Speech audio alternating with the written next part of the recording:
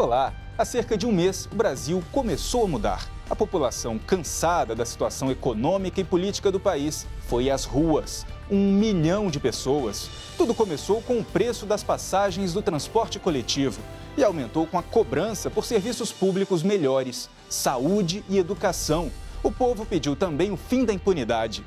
O programa aproveita o cenário para relembrar outros momentos em que a sociedade saiu de casa e cobrou mudanças. Veja também o papel da internet nesses movimentos, o papel da imprensa, a atuação da polícia. Estariam os profissionais preparados para lidar com os protestos? Manifestações populares. Esse é o tema do STJ Cidadão desta semana.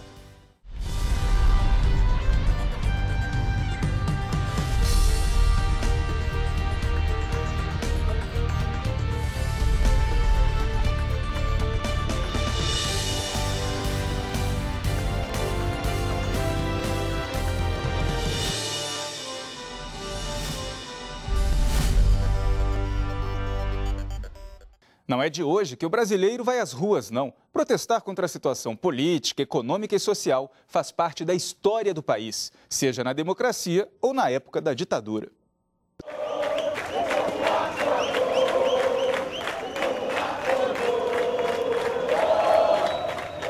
As manifestações populares desses últimos dias tomaram conta de quase todo o Brasil.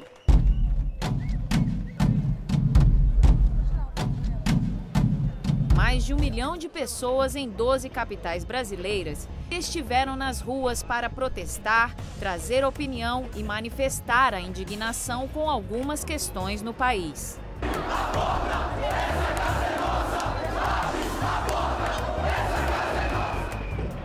A história nos conta que há 200 anos o Brasil vem buscando a existência de Estado Nacional de vida independente. E as manifestações populares fazem parte desse caminho. Algumas com caráter claro de protesto e outras não. Fatos históricos nos ajudam a entender como tudo isso aconteceu. Uma das primeiras manifestações populares que nós tivemos foi quando a família real portuguesa teve que voltar para a Europa e houve uma pressão muito grande pela nova ordem política de Portugal para que o príncipe regente Dom Pedro I voltasse para lá.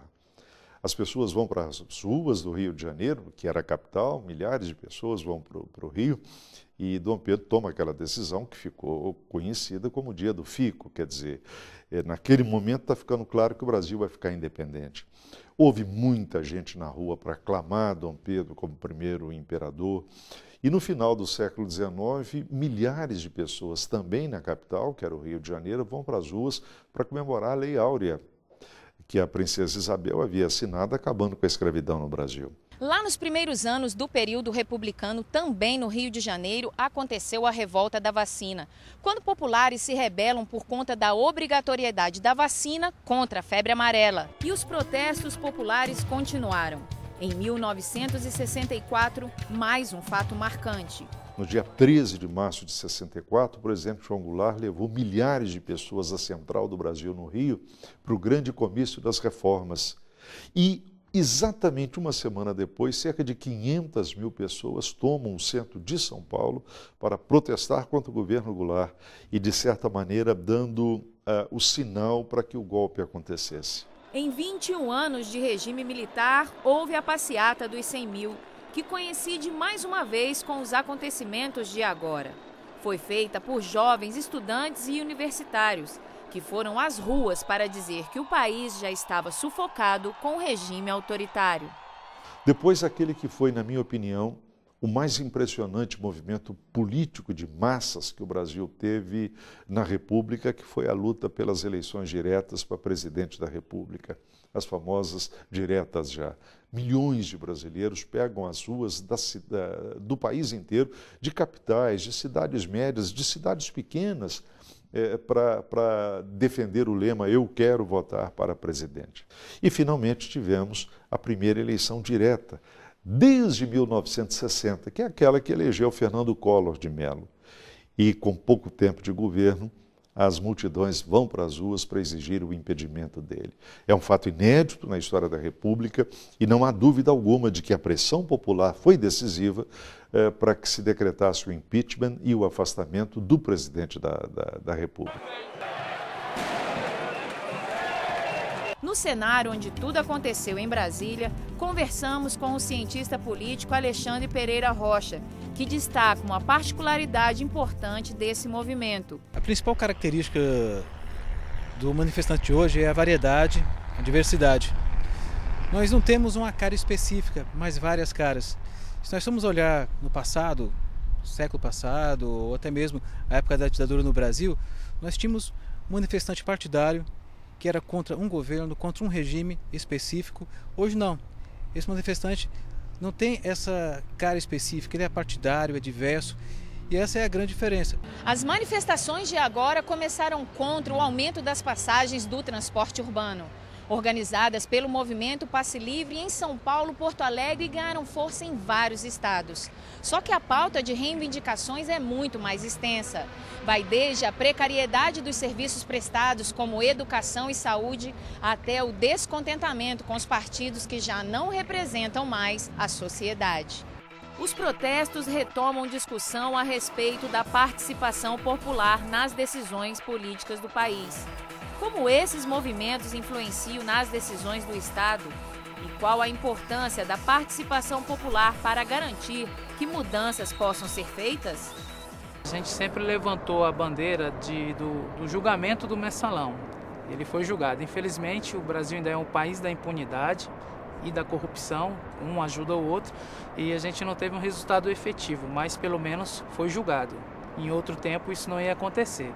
Creio que foi o apelo popular, a força do povo nas ruas aqui, que ajudou pelo menos a se concretizar esse julgamento. Nós também lutamos desde o início pelo fim do voto secreto. Vai ser com certeza a próxima bandeira do dia 7 de setembro aqui em Brasília.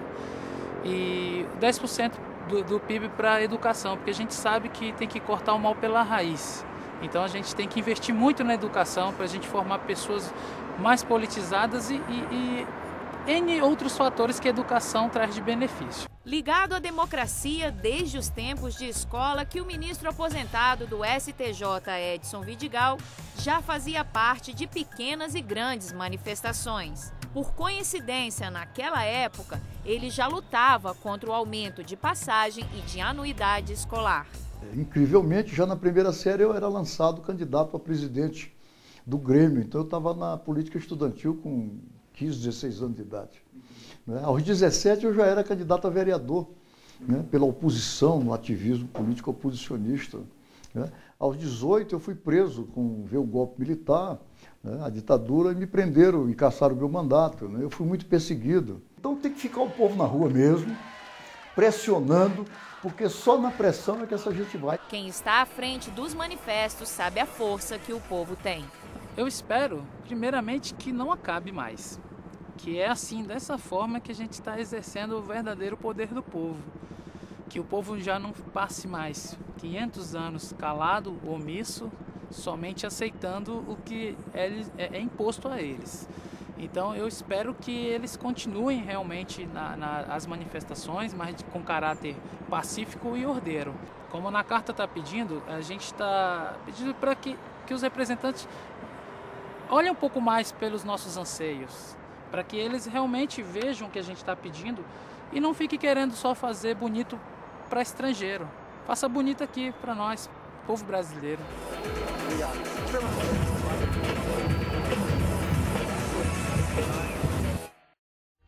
E no próximo bloco, o limite entre a manifestação pacífica e o vandalismo e a atuação da polícia. Existe abuso na repressão aos manifestantes? Eu volto já.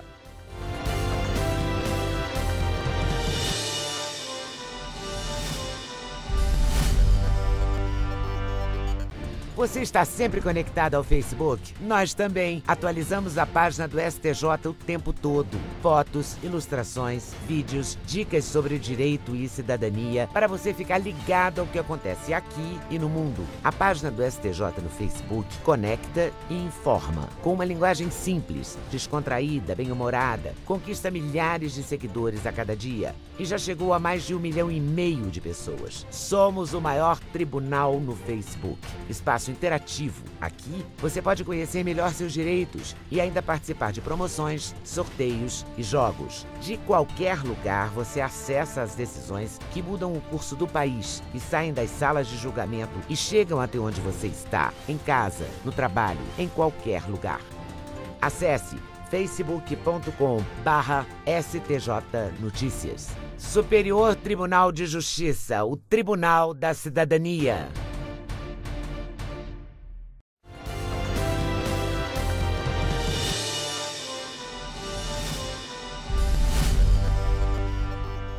Os recentes protestos e a repressão da polícia trazem uma dúvida. Até que ponto a manifestação é considerada pacífica e quando é necessário o uso da força?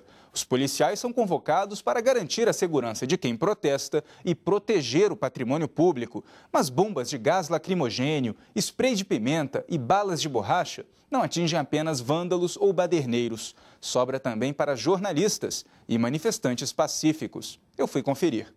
Daniela tem 21 anos, estuda Direito em uma faculdade particular de Brasília. Nunca tinha participado de manifestações, mas foi para a rua, junto com mais de 1 milhão de pessoas em todo o país. O povo acordou, o povo decidiu, ou para a roubalheira ou paramos o Brasil. Por ser uma causa de todos e por ser pelo Brasil, pelo país inteiro, aí eu falei, pô, é nada mais justo do que eu ir, né?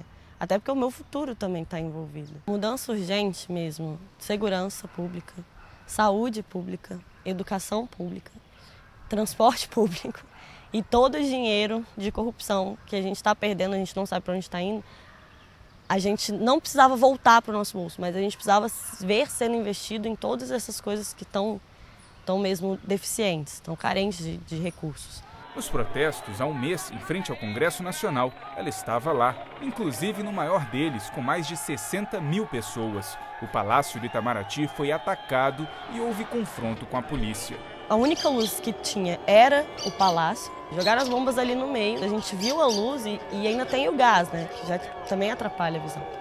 Viu a luz, vai todo mundo para lá. E foi mesmo assim, eu não queria depredar nada e corri para lá. E aí, quando eu cheguei lá, eu vi que começou uma bagunça, assim, eu até me afastei. Eu falei, ó, vai dar problema e tal, vamos nos afastar. Eu tava com os meus primos no dia, a gente se afastou e ficou olhando de longe. Ela acredita que é difícil combater o vandalismo com tanta gente reunida. O pessoal já chega com sangue quente, já quer, assim, descontar. O policial jogou pimenta em mim, então eu quero bater nesse policial e começa a destruir alguma coisa. Ou tem gente que vai mesmo com o pensamento de não existe revolução sem destruição. E vai para cima mesmo. Mas defende que os ataques não contribuem com o movimento. O vandalismo, ele acaba repelindo as pessoas mais pacíficas que estão no movimento. E é muita gente pacífica que está no movimento, entendeu? Vai gente com família para lá para manifestar, começa o vandalismo, a pessoa já fala, não, nunca mais eu vou. Então estão fazendo uma série de manifestações, né? Já tem várias outras marcadas, a pessoa já está falando, não, eu não vou mais. Está com medo de ir. As manifestações populares em todo o país são legítimas, é claro. Ocupar o espaço público para fazer reivindicações é um direito de todos. O Superior Tribunal de Justiça concedeu liminar para garantir a realização de um protesto em Natal, no Rio Grande do Norte. O movimento Revolta do Busão queria manter o direito de ir e vir nas vias da cidade, em caminhadas pacíficas, sem o bloqueio da polícia.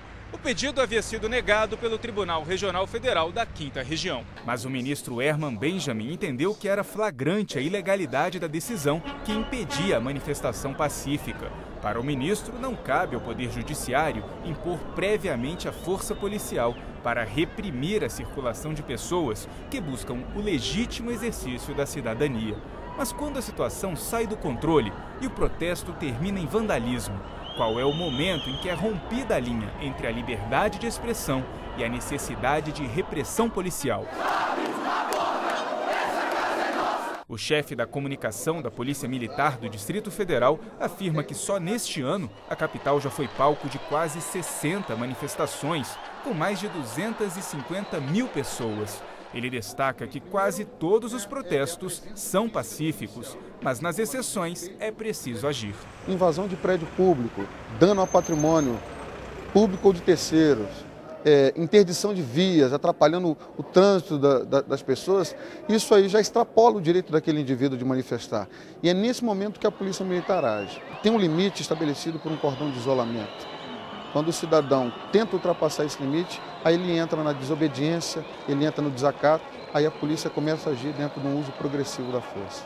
Nas recentes manifestações em Brasília, 45 pessoas foram detidas. Em todo o país, são centenas, até mesmo jornalistas, que foram impedidos de fazer a cobertura dos protestos.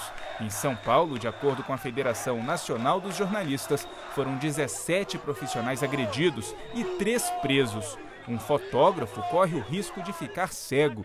Os ataques podem partir também dos manifestantes. Alguns não querem a presença da imprensa, agridem e expulsam os jornalistas da manifestação. A FENAGE, que é a entidade maior dos jornalistas, emitiu 2 notas de repúdio contra essa violência. Enquanto a polícia, por exemplo, não gosta mesmo de jornalista, porque não quer que ele cubra, não quer que acompanhe tudo aquilo. Por outro lado, os manifestantes também estão agredindo, porque pensam que aquele repórter que está no exercício da profissão, que está ali mostrando para a sociedade, relatando o que está acontecendo, confunde com o patrão, com as grandes empresas, né? E isso a FENAGE repudia, porque o trabalho do jornalista é sagrado. Ele é um profissional, é um trabalhador, como todos os outros trabalhadores brasileiros, e merecem respeito e merecem essa não agressão. E quando a polícia usa força para reprimir a ação de baderneiros ou vândalos, quem participa de forma pacífica dos protestos também é atingido. Tiago acompanhou a maior manifestação em Brasília, no dia 17 de junho, e não entendeu a atitude dos policiais. Por que teve gás lá? Imagina onde eu estava. Porque estava tão tranquilo, assim, todo mundo ali. Não sei. Eu lembro quando o gás veio, que eu estava com 2 amigos, eu falei, gente, vamos embora. Todo mundo quer ir embora correndo, quer ir embora rápido. Então, se uma pessoa vem empurrando a gente de trás, a gente cai. Caiu, um passa por cima, passa os outros, você vê, você foi pisoteado, perigo de você morrer pisoteado mesmo. Quando nós temos a necessidade de usar o gás, não é? Nós não estamos num ambiente confinado, então o gás ele se dispersa, vai ao favor do vento e nós não temos como controlar isso. Muitas vezes o gás volta até contra os próprios policiais, muitas vezes contra a imprensa que está fazendo a cobertura. Isso aí é um efeito colateral que, infelizmente, nós temos que conviver com ele. O manifestante pacífico, ordeiro, esse tem a sua integridade preservada. Então, que eles se mantenham afastados, que eles criem um vácuo de separação entre eles e os manifestantes desordeiros, que eles se sentem, como alguns têm feito, para que a ação da Polícia Militar seja específica contra aqueles que estão causando a desordem. Enquanto as ações de repressão às manifestações e os atos de vandalismo e violência são questionados, os primeiros resultados dos protestos aparecem. As tarifas de ônibus não subiram e os 3 poderes da República se mobilizam para atender às reivindicações dos brasileiros que foram às ruas. A gente não pode gritar e na hora que falam, não, eu prometo isso, a gente para de gritar. A gente tem que continuar gritando até ver tudo concretizado. Não tem que parar, no ano que vem a gente para. Também não, a gente tem que continuar sempre falando, sempre querendo ser ouvido. É isso que é a democracia. Eram 65 mil. Desses 65 mil, se todos pensassem, minha presença vai fazer diferença, ia quem pra lá? Não ia ninguém. Quando eu fui pra rua porque eu quis dizer o seguinte, eu sou um número também. E deu certo. Isso é ótimo, porque deu certo. Então é uma prova de que, olha aí, se a gente ficar de olho, se a gente ir pra rua, se a gente reclamar, se a gente se juntar, se organizar, as coisas funcionam. Então isso foi muito legal, valeu a pena.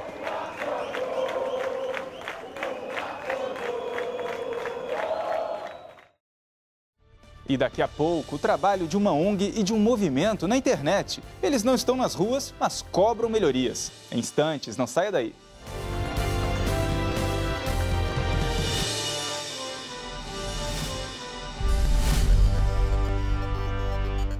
curtir, compartilhar, repercutir, postar. Novas conexões que ligam pessoas em qualquer lugar do mundo. Cada vez mais conectado, o Brasil é o 4º país em número de usuários das redes sociais.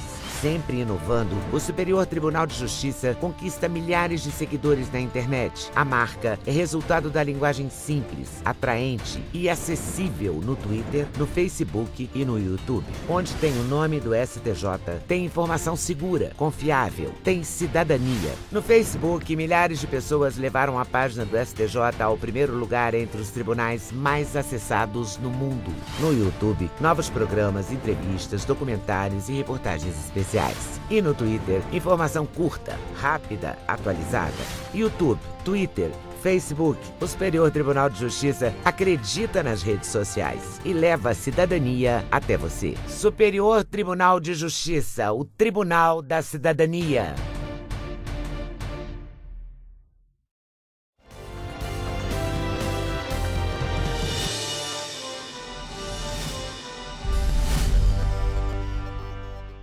A sociedade civil se organiza não só nas ruas para protestar. A busca pela cidadania plena e pela garantia da liberdade é feita de várias formas. Um grupo de servidores, por exemplo, decidiu se unir para acompanhar e fiscalizar o uso dos recursos públicos. E um movimento criado na internet cobra a ética dos políticos.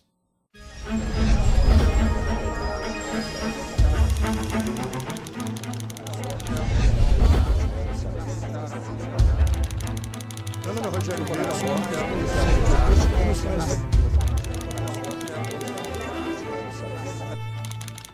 Meu nome é Jovita José Rosa, eu sou presidente do Instituto de Fiscalização e Controle.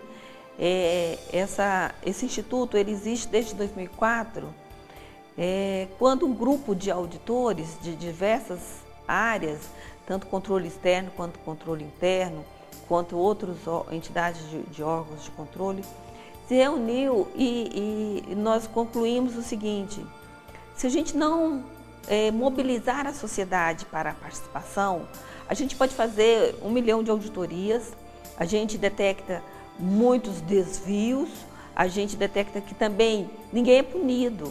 E aí o que nós resolvemos fazer nessa época? Nós vamos mobilizar o povo brasileiro. Meu nome é Diego Ramalho, tenho 27 anos, sou estudante de Direito e atualmente sou coordenador de projetos do IFC. Eu conheci o IFC em junho de 2010, ao criarmos, eu e um grupo de estudantes aqui de Brasília, um projeto chamado Adote um Distrital, com o objetivo de fazer fiscalização no nosso poder legislativo local. E coordeno também todas as atividades da Caravana da Cidadania. A Caravana da Cidadania é uma ação do IFC com todas as entidades que compõem o Instituto. Nós visitamos vários municípios do Brasil com foco em fazer uma atividade cívica, sempre algo teórico, levando cidadania ao cidadão, e também fazendo algo prático, que geralmente é uma auditoria cívica, e hoje nós estamos com um foco muito grande na saúde. A finalidade do nosso Instituto é promoção do controle social, sabe? Do envolvimento do cidadão com a coisa pública e falar para ele que aquilo te pertence a todos nós, que aquilo foi comprado com meu dinheiro. Meu nome é Leonardo Eustáquio de Oliveira, sou economista, tenho 30 anos e sou analista de controle social do IFC. Conheci o IFC há 2 anos e meio atrás. A gente trabalha, estuda a cidade que a gente vai visitar. A gente faz um trabalho de olhar as verbas que foram enviadas, municipais, estaduais e federais, montando assim um roteiro do que a gente vai fazer na cidade. Dados de saúde, que hoje a auditoria cívica na saúde é um dos nossos carros-chefe nas auditorias pelo Brasil. Não é aquela questão daquela cultura de que não é de ninguém. Aquilo ali é público, é de graça. O SUS é de graça, não é de ninguém. Não, o SUS é meu, ele não é de graça. Eu contribuo para ele e a gente tem que zelar por ele. A escola pública tem que passar para os alunos que aquilo me pertence a nós, pertence a eles, que tem que ter zelo com aquilo. Depois de tudo isso montado, a gente se desloca até a cidade e começa a capacitar o cidadão. Como o IFC capacita cada cidadão? Nós chegamos, damos palestras sobre o que é corrupção, sobre princípios morais e éticos em escolas para crianças E damos curso de auditor cívico, que é o que? Ele passa um momento com a gente de mais ou menos 2 horas, onde ele vai aprender algumas coisas básicas de auditoria. Meu nome é Francisco de Souza Barros, né? Eu sou um dos criadores da página Acorda Brasília, que foi um movimento criado bem antes dessa onda de manifestações que a gente teve no país recentemente e até agora. E o nosso objetivo era mostrar, né, como que anda os investimentos públicos aqui no Distrito Federal. Ou seja, se nós tínhamos uma escola bastante destruída, a gente ia mostrar para a população que a gente deveria ir para a rua cobrar mais investimento, principalmente na educação. Nós partimos do princípio de que se a gente investe em educação, automaticamente as outras áreas sociais, a gente vai ter retorno nessas áreas. Getúlio Francisco Silva, sou um dos criadores da página lá do Acorda Brasília. Nós acreditamos que chegou um estopim. Praticamente para começar aqui em Brasília a questão do transporte público. Pagamos uma tarifa alta, não temos o retorno de um transporte digno que possa atender todo mundo. Os serviços públicos, hospitais, escolas totalmente defasados e começou e atingiu todo mundo de uma forma geral, todo mundo é atingido. E que a única forma que nós encontramos é a organização. As pessoas organizadas elas conseguem atingir mais algo que elas querem. E foi dessa forma que aos poucos os manifestos foram acontecendo. Eu faço parte dos movimentos das redes sociais, eu participo dos movimentos da rua também, mas nós não temos líderes organizando essas manifestações. Essas manifestações são feitas pela população, pelo povo, e não por alguns líderes. Nós tivemos pedidos para seja incorporado lideranças no nosso movimento, nós não aceitamos. Vieram já partidos políticos tentar se inserir, né, nesse meio, a gente não aceitou também. Tivemos a oportunidade de arrecadar capital através da página, utilizando as propagandas, também não aceitamos, né, porque nós não temos nenhum fim, nem político, nem econômico, né, de arrecadar capital. Por isso que a gente luta apenas pelo fim da corrupção e maiores investimentos nas áreas sociais. Quase que diariamente publicamos algo, links para orçamento, de como foi gastado o dinheiro, para onde foi, a estimativa, os preços. E que agora a nossa página também começou a ter um grande número de acessos devido às manifestações, na qual a gente já via publicando, ajudando na divulgação das manifestações. E praticamente esse é o intuito dela, de manter a população informada do que vem acontecendo, do que pode ser feito para mudar, apontar onde está errado. E que ela mesma, a própria população, ela tem o direito e o dever de cobrar, porque se elas não cobrarem, isso ficaria passado e pouca coisa seria feita. Se eu acho que estou errado, por que eu vou continuar quietinho no meu lugar? Né? Eu tenho um filho de 7 meses, por que eu acho que eu vou querer que ele sofra com os mesmos problemas, né, que a gente está enfrentando?